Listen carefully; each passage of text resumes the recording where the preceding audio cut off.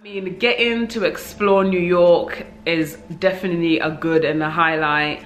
This city is amazing, the food is amazing, the food choices. I'm pretty sure I put on a lot of weight after like the first year. The second year, I ballooned.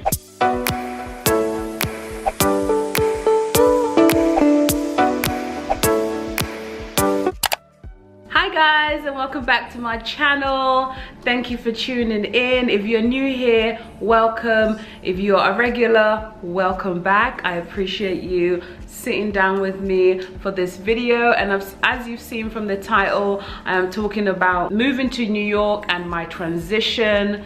I've now been living to New York nearly 3 years. It'll be 3 years in February of 2018.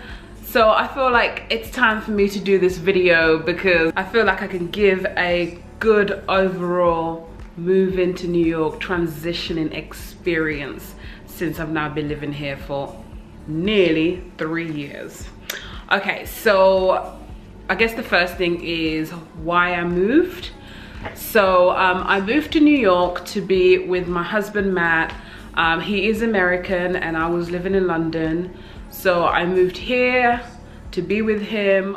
Okay, let's talk a little bit about my first year and how it went and how I felt. So as Emma said, I moved here in February of 2015. It was like the worst winter. First of all, it was like the worst winter. There was so much snow.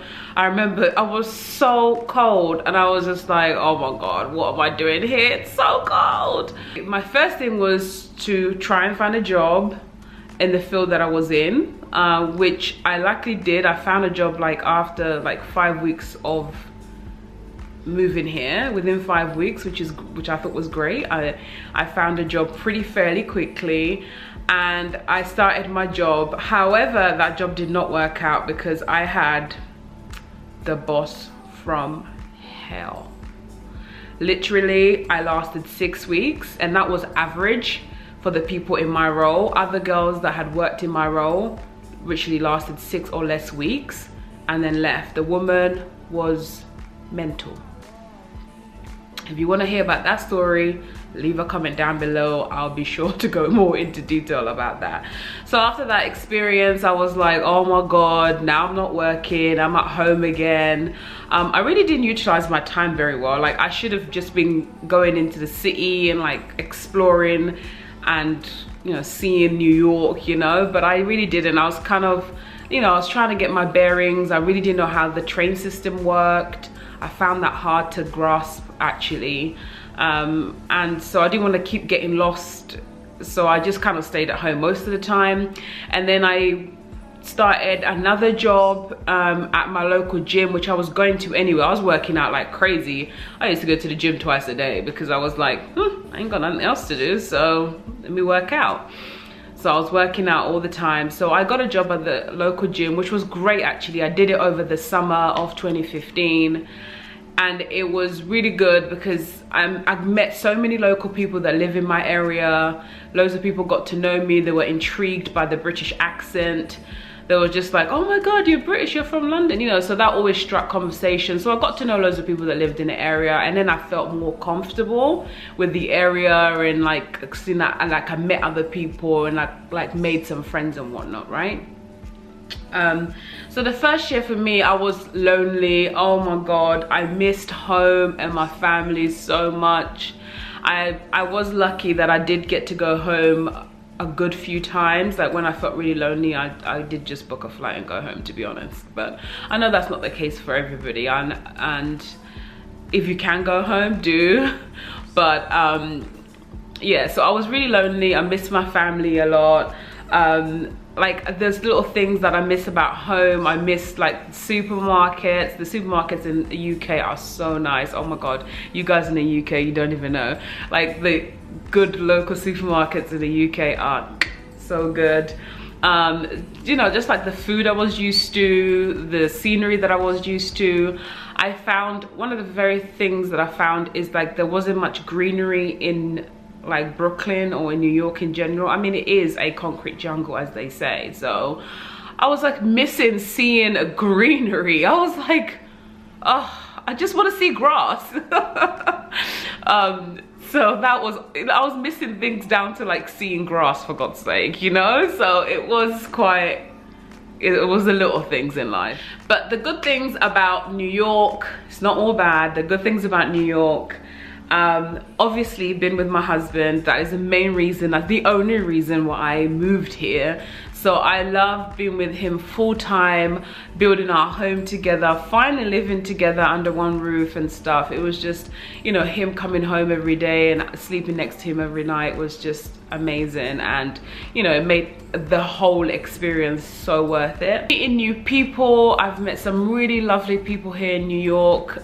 New Yorkers are busy, they're always going somewhere, but they are genuine and they're nice, and they do have a time of day for everyone. I mean, if you go to a bar and you're by yourself, someone is likely to talk to you, where in the UK that doesn't really happen. People just kind of stick to themselves. I mean, when I walk down our neighborhood, people will say hello to me, and I thought that was strange at first. I thought, oh God, why do they keep saying hello to me? But I've gotten used to it now. It's just so normal. If you see someone, you know, just say what's up and keep it moving.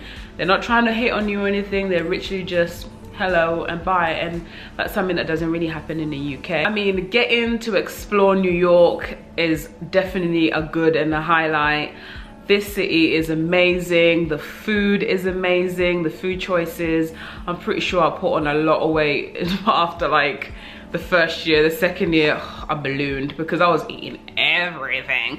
I was like loving everything.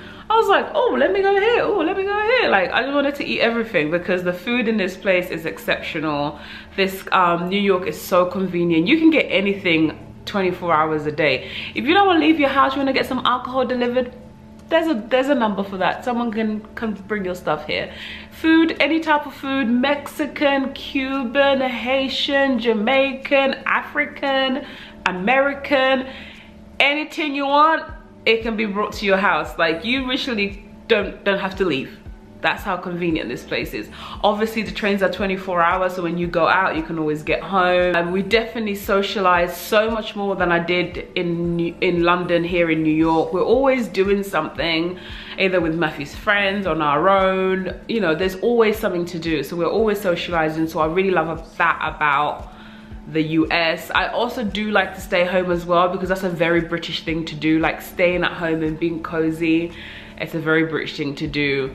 So here I get a mix of both, but yeah, socializing here in New York is great. The weather, obviously, like, you actually get 4 seasons here. You get your autumn, you get your spring, you get your winter, and you get a glorious summer, which, if you are British or if you've lived in London before, or you live in London, you know that you get 2 weeks of summer and that's it. The rest of the time is gloomy.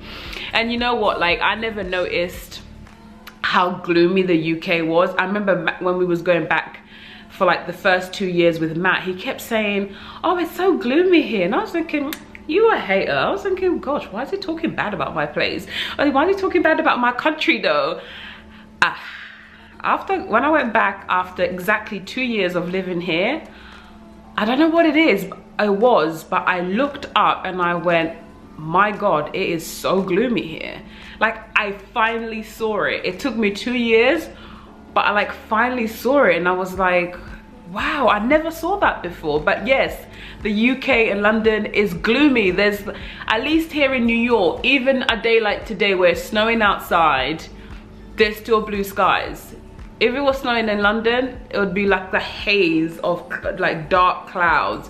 It seems like there's like dark clouds all the time, you know? But so that's very different. The weather here is phenomenal. I don't know if I was going to the crappy gyms, but the gyms here are really good.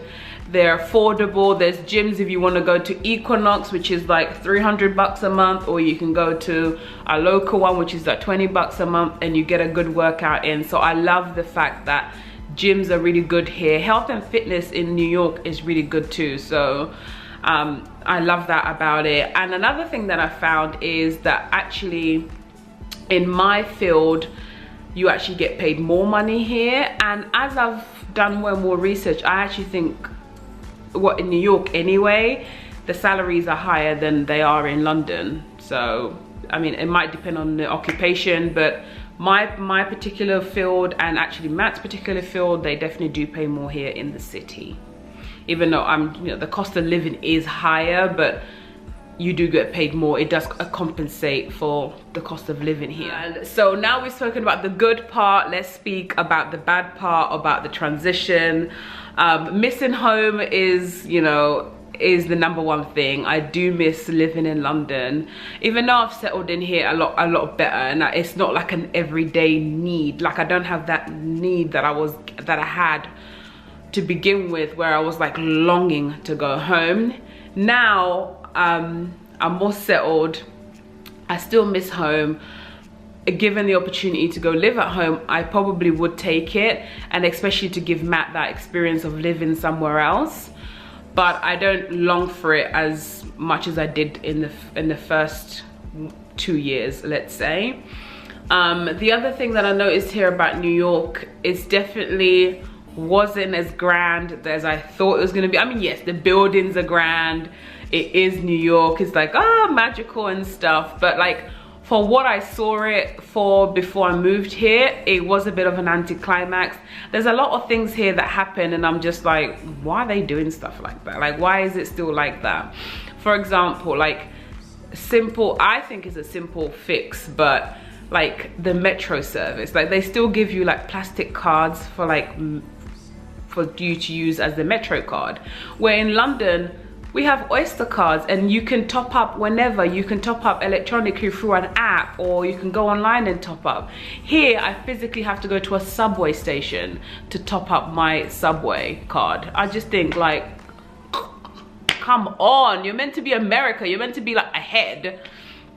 And another thing is, like, we got the chip and pin, when they bring the machine to your table, and you just swipe your card and pay at the table. They don't take it to the back or anything. We got that like 10 years ago in the UK. Here, it was literally, they're just 2017. They're just rolling it out now. And even now, people are still a bit like, oh, chip and pin, oh, they don't know what, like, it's like they're acting like they don't know what chip and pin is. And I'm just like, oh my God. Honestly, like, some things I'm just like, I really thought it would be more advanced than it is. But that may be, I may be making excuses for them, but that may be because there's way more people that live in New York City than live in London. So obviously the scale of people and moving people from one system to the other does take time. But I'm sure they're gonna make that transition as time goes on. Another thing that I noticed was like just the level of, just how many homeless people are out on the streets in New York. I don't know, it's just something, again, I didn't expect to see so much of, but it is so prominent. There is a lot of homelessness in the city. And the thing is, like, sometimes it's not always genuine. Sometimes people are doing businesses. I know it's sad, but some people are not always genuinely homeless. Some people are just doing businesses and hustling.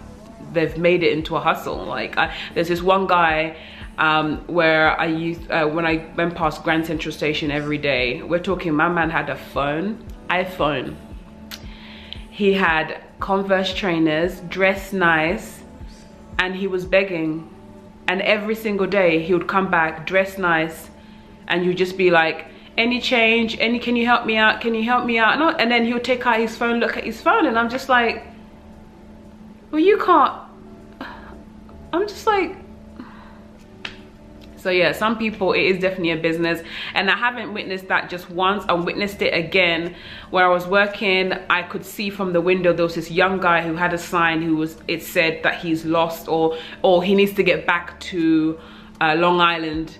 And in Long Island, you gotta get a train over there. So he needed like $32 to get home.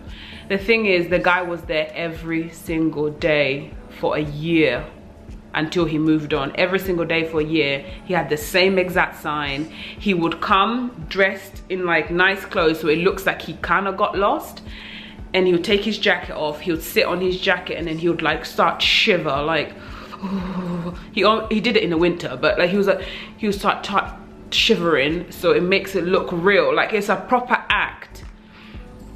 And he would sit down and people would read the signs, and the Grand Central is a very tourist area, so people would be like, oh my god, he needs to get home, and they'll give him money. And literally I'd watch him do that for hours from my office, and I'm like, he's still down there. Like, so some people you just don't know, you just got to go with your gut feeling. If you feel that they're homeless, they're being genuine, and sometimes they're not, but what can you do? My advice for you if you're moving into a new place like New York or any other city is, unlike me, get out and explore, get lost. You will find your way, you know, like just get out there and explore. Don't waste your time. You're in a new city. I know you're a bit scared, but the thing is, getting out and getting yourself accustomed to the place can actually take away the loneliness and the longing of going home, or the homesickness that you feel. So my advice is definitely to get out there and you know, explore your new city. Like, take advantage of the opportunity that you have to experience such a wonder. Do fun things, do the things that you thought about of doing when you're not working or whatever, if you're waiting to start a new job, or you know, if you studied that city before you moved there, like go see those things that you was thinking of. Research free things in the area that you can do. Maybe you can meet up in little groups or whatever, like get to know people. Maybe hang out at a library or like a local bar, you know, like just like local things. You don't always have to do things that cost money, but getting yourself out there will really definitely help you in settling into a new place. Now we're in a technology where you can FaceTime or WhatsApp home, so make sure you keep appearances with your friends and family back home. Don't do a disappearing act and never talk to them again. I mean, unless that's what you want to do. But loads of FaceTime, loads of calls. You know, you can call free now on WhatsApp anywhere in the world. So just keep up with your friends and family so they don't forget you and you don't forget them. If you can, save to visit home at least once a year, more if you can afford it, but I would definitely say visit back home, see your friends and family. Every time I go back home, I just feel like I'm re-energized, you know, I feel rejuvenated. I feel like, yeah, I've touched my family, I've kissed them, I've hugged them, I feel great. So then when I come back here, I can go for another, you know, 6 months or so before seeing them again, and then, you know, see them again. So it really does help when you go back home. It just gives you that recharge that you need to be with your friends and family and to go back to what you're used to, and you can really see the differences and really then see what you like and don't like about each place. My last advice is just to, I think I might have said this, but just enjoy the new experience. Just immerse yourself in it, immerse yourself into moving to a new place, and just really enjoy it. I know the experience is not jolly and dada for everyone. Just try to like immerse yourself in the new experience in a different culture. Would I move back? I may have already touched on this, I can't remember, but given the opportunity, yes, I would move back. My number one thing, I would move back to give Matthew the opportunity of living in a different country, because he hasn't had that opportunity. So if we was lucky enough to have the opportunity to move back, we would definitely take it at this point in our lives and experience for him something different, and for me to go back to what I know. But I do love living in New York. I love it more as time goes on. I hope this video was interesting. If you've moved somewhere new, let me know where you've moved, how you're finding it. I hope my tips and my advice are helpful to you. If you have any questions, leave them down in the comments. Don't forget to subscribe, like this video, and I'll see you guys on my next one. Bye guys.